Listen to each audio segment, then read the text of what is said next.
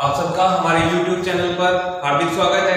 आज अपने इस चैनल पे मैथ की पहली क्लास आपको इंट्रोड्यूस करवा रहे हैं, जो स्टार्ट अपने कर रहे हैं वृत्त से, सर्कल से।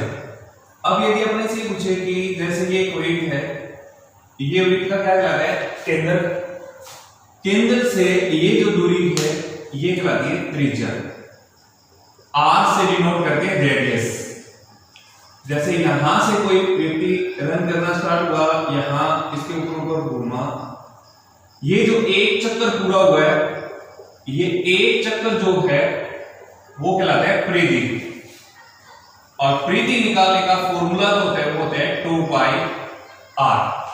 चाहे अपने ये कह दे पाई इंटू व्यास। उसके बाद में इस सर्कल ने इस बोर्ड पे इतना जो जगह है या इतना स्पेस जो वो घिरा है वो क्या कहलाता है? क्षेत्रफल। और यदि अपने से पूछे कि वृत्त के क्षेत्रफल का फॉर्मूला क्या होता है, तो पाई r स्क्वायर। देखो एक वृत्त की परिधि की बात करें तो चाहे तो 2 पाई r कह दो, चाहे क्या कह दो पाई इंटू व्यास। क्षेत्रफल की बात करें तो पाई r स्क्वायर। पाई की बात करें तो पाई का मान जो होता है वो होता है 22/7, या आपने ये कह दे पॉइंटों में 3.14, या ट्रिग्नोमेट्रिक में आता है पाई की वैल्यू जो पाई रेडियन की होती है वो होती है 180 डिग्री। अब यदि अपने सोचे कि पाई का मान 22/7 ही क्यों होता है, तो ये अपने को ध्यान रखना है कि परिधि और व्यास इनका अनुपात जो होता है वो होता है 22/7। अनुपात क्या होता है? परिधि और व्यास का अनुपात जो होता है वो होता है 22/7। इसका मतलब ये हुआ कि व्यास यदि 7 है तो परिधि जो होगी वो कितनी होगी? 22 होगी। ऐसे यदि ये 14 हो गया, 7 में 14, तो इधर 22 गुना 44, इधर 21, इधर 66, इधर 28, इधर 88, 7 5 35, 22 5 110, 7 6 42, 22 6 132, 7 7 49, 22 7 154, 7 8 56, 22 8 176, 7 3 63, 22 9 198 और 7 आया 70, इधर 22 आया। अब यदि अपने को ये कहते एक वृत्त का व्यास जो वो है 28 सेंटीमीटर, तो परिधि क्या होगी?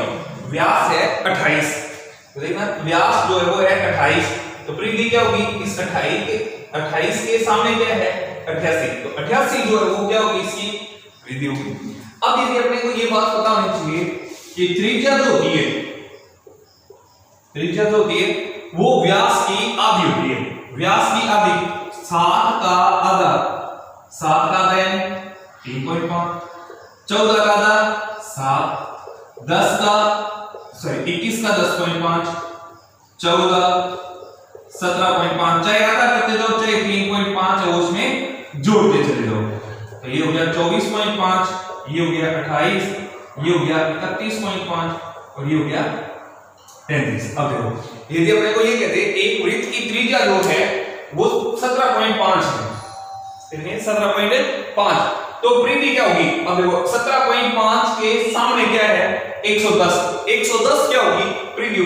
सिर्फ अपने को इसके सामने कई बार अपने पॉइंटों का क्वेश्चन आता था, छोड़ दिया थे, और यहां टेबल बनने के बाद में अपने पास सीधा सा क्लियर है, एक टाइप से नकल करके हम उसको दे रहे हैं 17.5 के सामने वाला अपने को आंसर दे रहे हैं, 110 जो है वो क्या होगी? परिधि। उसके बाद में यदि अपने से ये कही परिधि और व्यास में अंतर, देखो परिधि और व्यास में अंतर, तो पहले तो परिधि देखो कितनी है? 22, व्यास देखो कितने? 7, इन दोनों में अंतर कितने का है? 15 का। आगे 44 और 14 की बात करें तो 30, यानी 15 का पहाड़ा यहां डिफरेंस रहेगा। 45, 60, 75, 90, 105, 120, 135 और 150। अब अपने को ये कह दिया कि यदि वृत्त की परिधि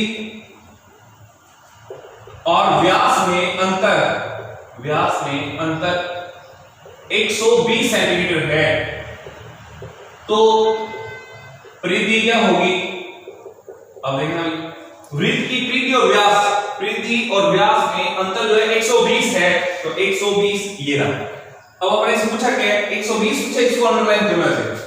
अब पेपर वाले दिन डिपेंड करते हैं वो क्या पूछते हैं। परिधि पूछते हैं तो 176, व्यास पूछते हैं तो 56, त्रिज्या पूछते हैं तो 28, और डिफरेंस अपने को दिया हुआ है, कितना डिफरेंस दिया हुआ है, तो 120 सेंटीमीटर। ऐसे ही अपने को ये कहते परिधि और त्रिज्या में अंतर। देखो परिधि और त्रिज्या, अब परिधि तो कितनी है 22 और ये कितनी है 3.5।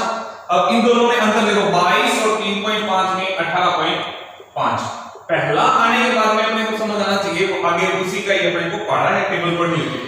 18.5 37, 55.5 74, 92.5 111, 129.5 148, 166.5 और 185।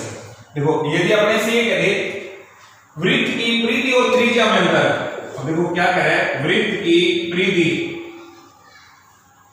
और त्रिज्या में अंतर, त्रिज्या में अंतर 111 सेंटीमीटर है, तो परिधि क्या होगी। अब देखना वृत्त की परिधि और त्रिज्या, अब वृत्त की परिधि और त्रिज्या में अंतर 111, ये 111। अब इसको आप अंडरलाइन कर लो, ऐसे ब्रैकेट में सेट कर दे। अब देखो परिधि पूछ रहे हैं तो आंसर आएगा 132, व्यास पूछता तो 42, त्रिज्या पूछता तो 21, परिधि और व्यास में अंतर पूछ लेता तो 90। जैसे अपने को ये कहते कि वृत्त की परिधि और त्रिज्या में अंतर 111 है, तो वृत्त की परिधि और व्यास में अंतर क्या होगा, तो क्या अंतर रहेगा 90 सेंटीमीटर का क्या रहेगा डिफरेंस रहेगा। तो फर्स्ट टाइप में अपने को ये टेबल जो है इसका यूज करना आना चाहिए। अब इसमें क्या होता है कि पाई का मान जो है वो होता है 22/7।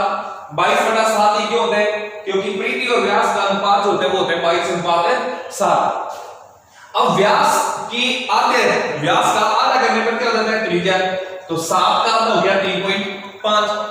फिर उसके बाद में परिधि और व्यास में अंतर, तो 22 और 7 में अंतर 15 का। उसके बाद में परिधि और त्रिज्या में अंतर 22 और 3.5 में जो अंतर है वो कितने का है 18.5 का। तो ये जो डिफरेंस है इस टेबल के जरिए अपने क्या कर सकते हैं, इजी वे में इन क्वेश्चंस को अपने पूरा कर सकते हैं।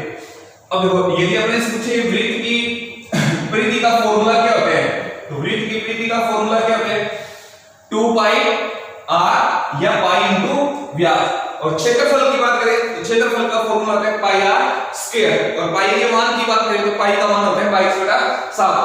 22/7 ये क्यों होता है, क्योंकि परिधि और व्यास का जो अनुपात जो है वो होता है 22/7। उसके बाद में ये 22/7 है, तो परिधि का टेबल जो है वो 22 का टेबल रहेगा, व्यास जो वो 7 का टेबल रहेगा, त्रिज्या जो है वो 3.5 का टेबल रहेगा, परिधि और व्यास का अंतर जो है वो 15 का टेबल रहेगा। परिधि और त्रिज्या के अंतर की बात करें तो 18.5 का टेबल रहेगा। तो टाइप फर्स्ट में अपने को ये बात ध्यान रखनी है कि इनका आपस में संबंध क्या होता है। उसके बाद में सेकंड टाइप की बात करें तो सेकंड टाइप में अपने से क्या प्रश्न पूछते हैं कि वृत्त की त्रिज्या को 10% बढ़ा दिया जाए, 10% कम कर दिया जाए, 10% बढ़ा दिया जाए, तो क्षेत्रफल पर क्या प्रभाव पड़ेगा। देखो वृत्त की त्रिज्या को 10%, अब अपने को पहले का पता नहीं है, अब ये जो परसेंटेज आती तो अपने को ये पहले थी, तो मान ली अपने कितनी है 100।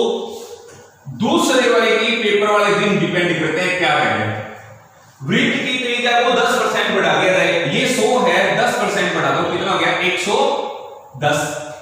क्षेत्रफल पर क्या प्रभाव पड़ेगा, क्षेत्रफल का फॉर्मूला है pi R square, pi R square. तो यहां तो पाई से तो पाई कट हो गया, यहां त्रिज्या है 100 यानी 100 × 100, इधर है 110, 110 गुना 110। अपने को बात क्या करनी है, इधर जो है वो हमेशा ही 100 रखना है, चाहे अपने ये कह दे कि 100 जो है वो पक्षांतर करके इधर भेज देना है 110 110/100। अब ये 0 से ये 0 कट गई, ये 0 से ये 0 कट गई, इधर तो आ गया 100, इधर आ गया 11 121। अब देखो 100 से 121 हो गया, इसका मतलब 21% क्या हुई है, वृद्धि हुई है।